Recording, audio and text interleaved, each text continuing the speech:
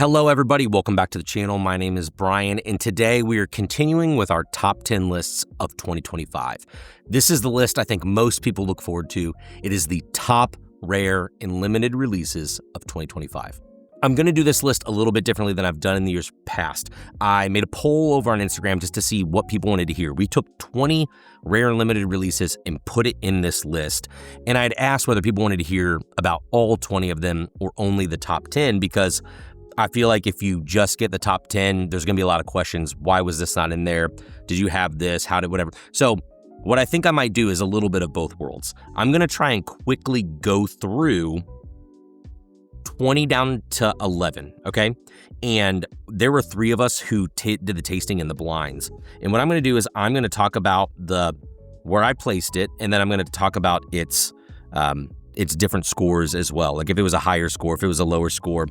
For 20 to 11, probably go through some quick notes about them, and then maybe go a little bit longer on 10 through 1. Does that sound okay? If not, find the marker, hopefully I put it down below, to snap into the top 10. But I think this will allow you to see a snapshot of how all these things tasted. Now, I probably had some bottles that you would think would be in this list that I didn't taste. So as you watch the video, or if you don't see them, let me know down below if there are bottles that you thought that I definitely should have considered for this list or should have tasted that maybe I just didn't taste this year. I think that's the problem, is that you just can't taste everything.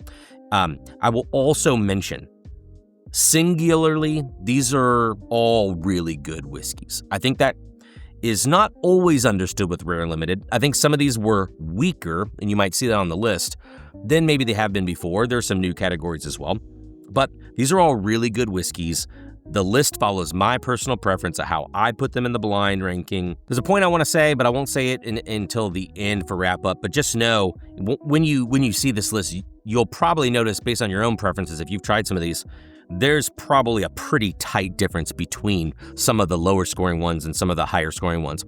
It's definitely palate preference, and there's a lot of really good whiskeys this year.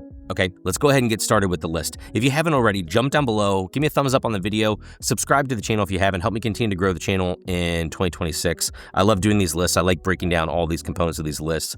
I want to do it so that it's informational to you all, but I only know if you get value out of it if you let me know in one of those ways that you're getting value at it, okay?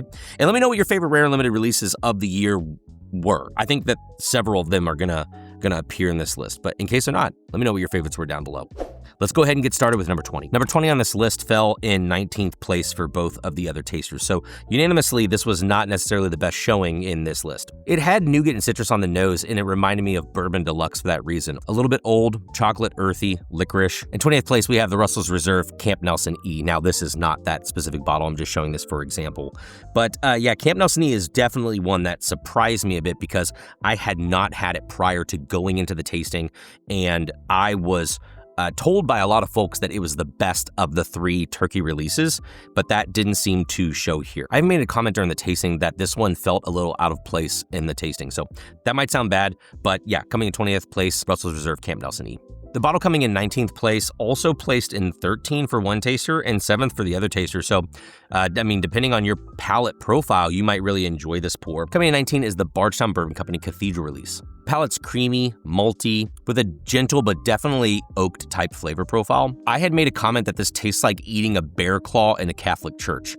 Funny when you think about what this bottle is. If that sounds good to you, you might really enjoy this bottle. But for me, number 19. The bottle coming 18th place had a lot of flavor. It was stone fruit, licorice funk, a little bit of potpourri, caramel. It just couldn't hang with the rest of the bunch. Its lowest score was 19 and its highest score was 14.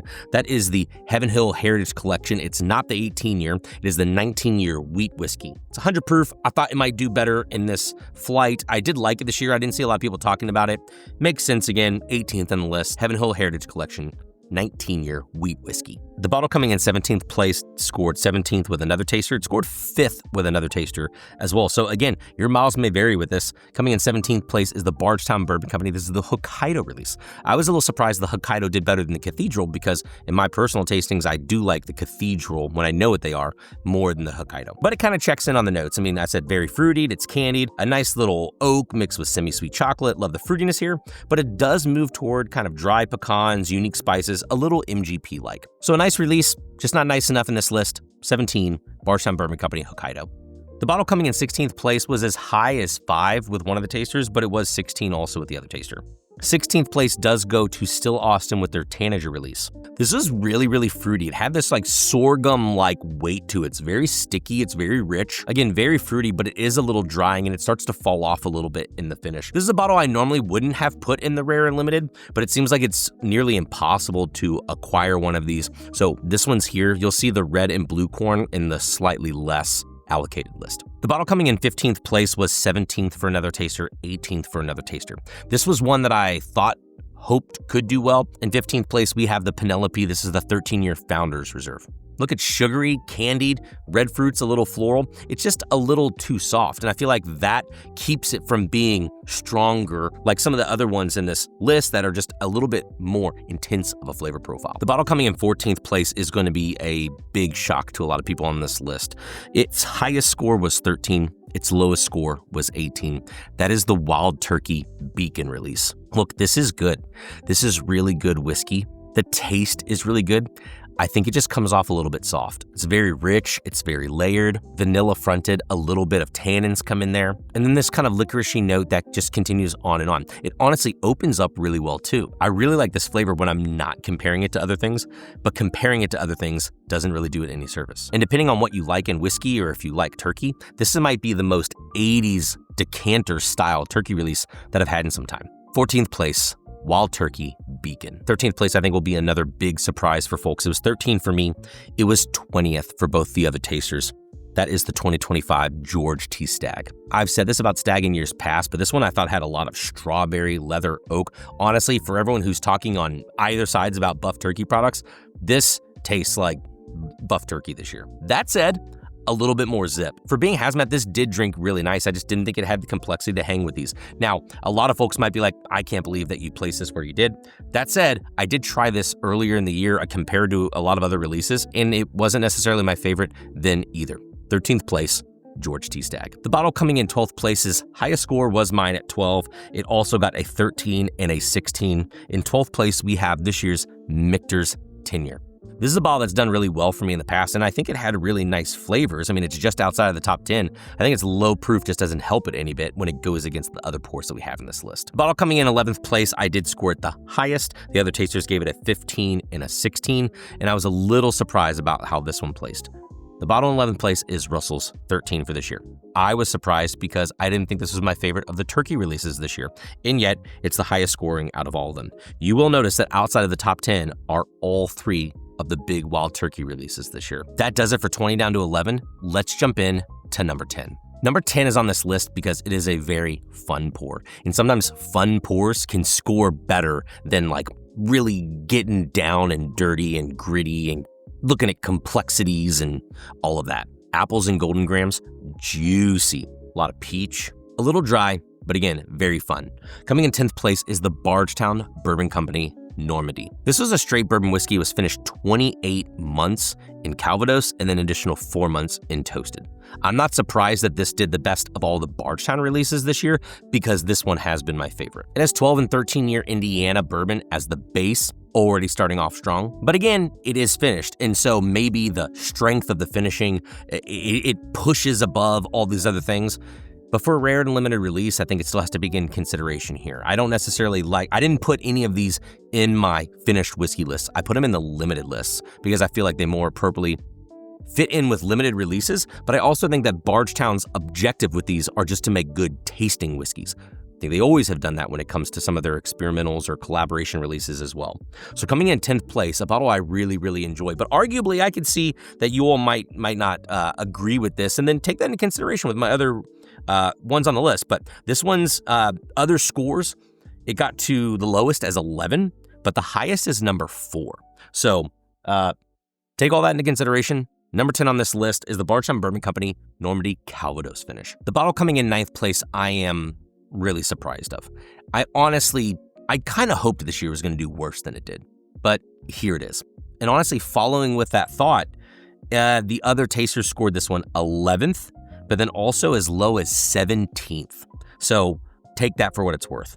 Coming in 9th place was King of Kentucky. Now, the bottle specifically that we tried in the tasting was 127 proof. It was cushy, creamy, perfumed leather and oak. It had a dominating profile, but it was very old. Look, I like King of Kentucky. The barrels I've tried this year, it's only been 2 so far, so I usually like to taste more than that before I give like a full tasting of it, but I don't think the age is doing it any favors. Here's something interesting too. I actually never saw a media sample bottle go out about this. If you have seen that, comment and let me know, because I have a theory that they didn't even send out media sample bottles about this because possibly they didn't want people talking about it being a poorer release than some of the others. I don't know that to be absolute fact, but I didn't really see anyone talking about King Kentucky from a media perspective. This is a bottle I always look forward to. It's a flavor pocket I always enjoy, enough that it's still somehow snuck into my top 10, even though I'm not super happy about it, and I don't necessarily gravitate. I mean, it's still true though. When I taste it, it brings back all the flavors that I do like about it.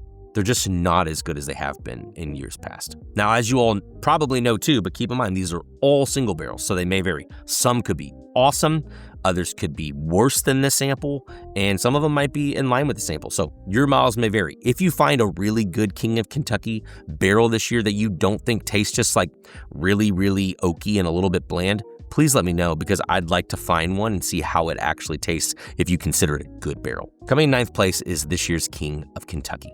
Coming in 8th place is another little bit of a shocker to me, and honestly, the other 2 tasters did both place this in 12th place. The profile was fruit and vanilla all wrapped together. It felt a little low proof, but I thought that made it really lovely to sip.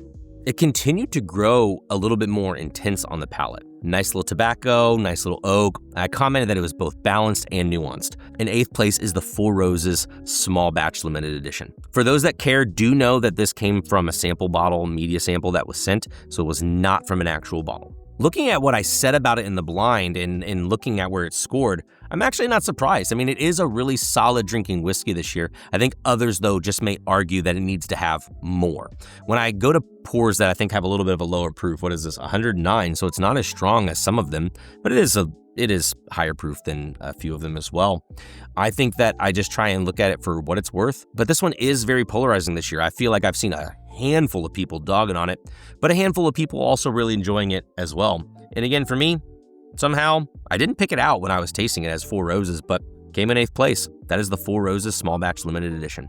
The bottle coming in 7th place had so much flavor. This was a really good one. The other tasters scored it 6th and 4th place. It was super fruity, but this one was really interesting, and I'll explain it after I reveal it. Coming in 7th place was the Jack Daniel's Tenured Hill Rye. The reason why this one is so interesting to me is because I feel like this pour, more than others, but others probably definitely do, show you that where it is in a tasting lineup seems to alter how it tastes. Now, I know there's a lot of folks who are like, they swear by blinds, but I think the downside of blinds is not knowing the samples that are before and after certain pours.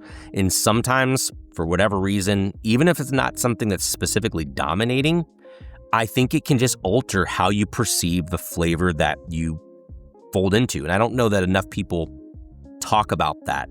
And I think the Tenured Hill Rye definitely shows. And I mean that because this one was really interesting. Against a bunch of the rare limited bourbons, primarily, in this list, it scored 7th place. I did have this in our rye list, which you already saw release, and it did not place in the top 10 for that one. So take that for what it is. I don't know how to describe that, but it did not have a good showing against other ryes. Against the bourbons here, it did do strong, but even when reevaluating these profiles prior to recording this video for you as I'm tasting through them, coming from different pours would make this taste different. Some of them would make it taste a little bit more funky, and others would make it taste a little bit more fruity. Just something to know. Again, this is also a single barrel, but it's something a lot of people are talking about, and it's something that a lot of people are paying a lot of money for. So it's at least worth mentioning that your miles may vary, not only based on the single barrel, but also depending on when and how you're tasting it. 7th place, Jack Daniel's 10-year to rye. The bottle coming in 6th place is really good. When I first tried this bottle, I said, this is really good. I was actually surprised. I did do a video on this one. I thought that maybe it was missing a little bit of something, but according to the flight, it wouldn't say that. Now, I did score it the highest. The other tasters did score it 7th and 9th place, but man, this is a really strong pour this year. 6th place goes to the Jack Daniel's 14-year Tennessee whiskey. Look, a lot of people have been saying it, and it's absolutely true. Jack Daniel's is killing it, and I find it wild that people are talking so highly about Jack Daniel's. But I'm not necessarily, because it does fold under the Brown-Forman camp. They're just coming out with some really big, flavorful whiskeys. This had an absolutely recognizable nose. Not necessarily for Jack Daniel's, but in that kind of Brown-Forman camp. Silky, leather, beautiful oak. A little bit of green tea, spun sugar. It reminded me of going to the Maple Festival over in Indiana across the bridge. The whole area just smells like yummy, confection-y maple. The palate was deep and viscous, a little watermelon taffy. I mean, there's even a little banana note in there, but it just was really good. It does have a little bit of a short finish. And just to kind of kick it a little bit more, one of the tasters even thought when we were doing it, they thought this one was King of Kentucky. And honestly, this is what King of Kentucky should have tasted like this year. 6th place, the Jack Daniel's 14-year. The bottle in 5th place really tricked me. I thought on the nose this was a different producer than what it was. And I even commented, I said, iconic, this distillery nose. Boy, was I wrong. I did score this the highest of the other tasters. I have it in 5th place. The others both put it in 10th place. Coming in number 5 is the William Heavenhill 19-year release. Look, this might have been one of the hardest bottles to get all year long. Not only that, but it released and then it jumped up in secondary value. Now, I think because of that, it's because it was told this is going to be a very limited release, maybe more limited than the other ones in the past. And so naturally, collectors, folks like that are going to hang on to them as the value goes up for that particular reason. But this is 19-year, nearly hazmat, 138 proof, Heaven Hill juice. Got great stats. And I will say, when I first tried this, I was a little bit underwhelmed. Is this great whiskey? Absolutely. But again, we do these lists every year. I do, other folks do. And sometimes I wonder, do people forget about past releases? How does this stack up against the Heaven Hill Heritage Collection 17-year? Just a couple years ago, everyone was raving about that being the best Heaven Hill release.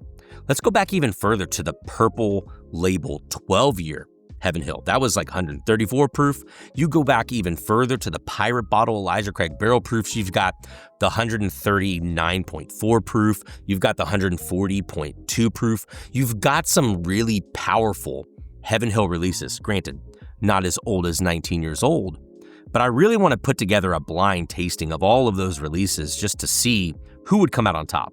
This is a huge profile. It's a commanding profile. And the reason I mention those other bottles is because it kind of follows in that flavor profile, right? These very big, rich, oaky, fudgy notes with also fruit accompanying it. The biggest knock against that is that I don't find it all that complex. I'm sure others can disagree with me about that, but there's no denying that if you like super intense, rich, flavorful pours, this is probably the best one this year. And it's true, it's the best Heaven Hill release of 2025, and probably one of my favorites in the last couple years. 5th place, the William Heaven Hill 19-year. All the rest of the bottles in this list really surprised me. They were not what I thought they were going to be. The bottle coming in 4th place was a bit of an anomaly. So it was 4th place for me. The other tasters, it was 8th place, and it was 3rd place. But the reason I say it was an anomaly is because initially, I didn't have this one scoring all that well. I think it might have been closer probably to like 11th or 12th place. But as I kept tasting it, going back to it, kind of thinking about its flavors, the way that it sat, I jumped the score up. This one was a very classic tasting bourbon. It was very old, had strong tannins to it, vanilla, mint. I mean, again, very classic bourbon. Coming in fourth place was the Rathskeller Revival. This is batch 1. Now, the reason I put Rathskeller Revival in here, truly, I hadn't tried this pour before, and I never got a chance to try Calumet 18.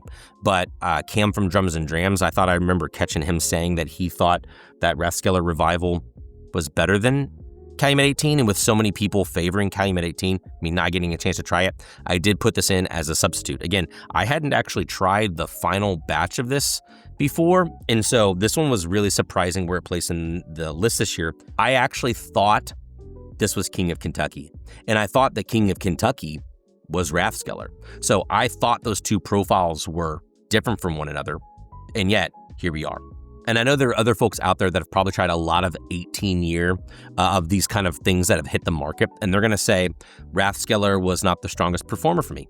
And that's fine. To me, this is more of a feature for a placeholder. This is saying, I would argue that some really good 18-year releases like this fare really well in the end of the year wrap up. That's kind of what I take away from this, and what I hope you take away from this too. Is this as powerful as the William Heavenhill before it? No. Do I like the style of flavors that come out of William Heavenhill more than this? Probably. But this just had a little bit more lasting power. I think that while the William Heavenhill seems like it falls off a little bit quicker, this one lasts for a long time. And I think that's why I came around and ended up adjusting the score for it. This is something that may not be the most complex, but has a lot of layers to peel through. And you can sit with it for a long time, and it does a lot of changing, it sticks with you, and just has a lot of really great classic bourbon flavors if you like old classic bourbon.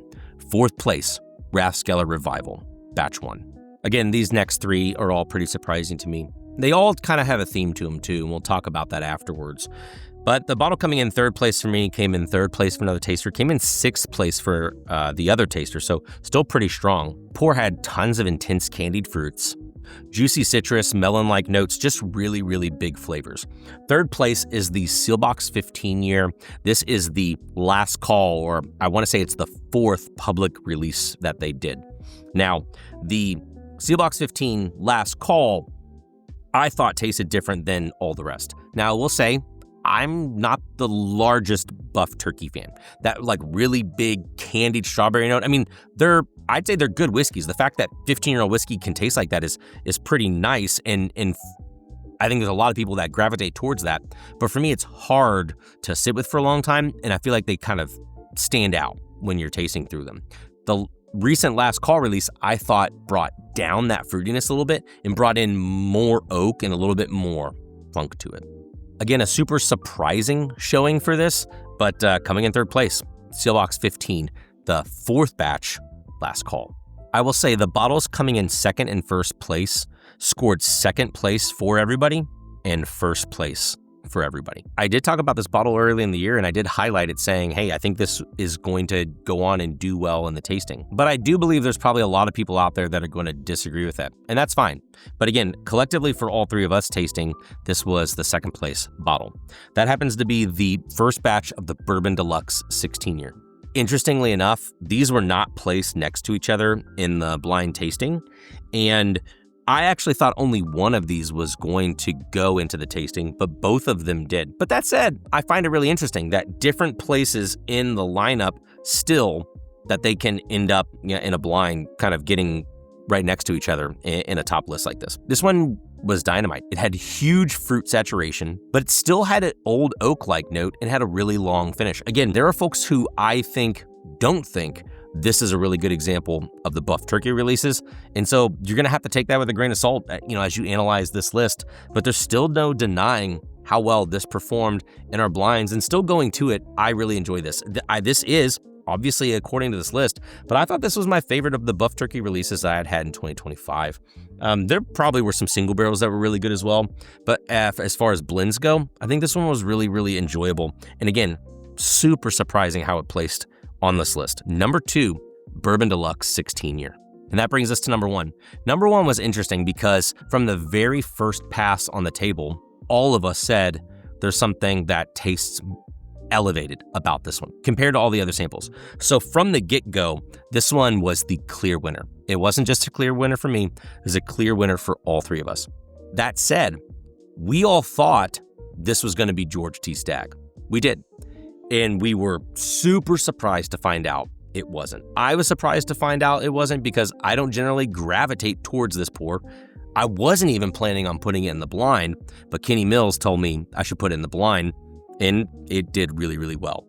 Coming in first place is this year's William LaRue Weller. Now, I know, but Fred Minnick said it was bad.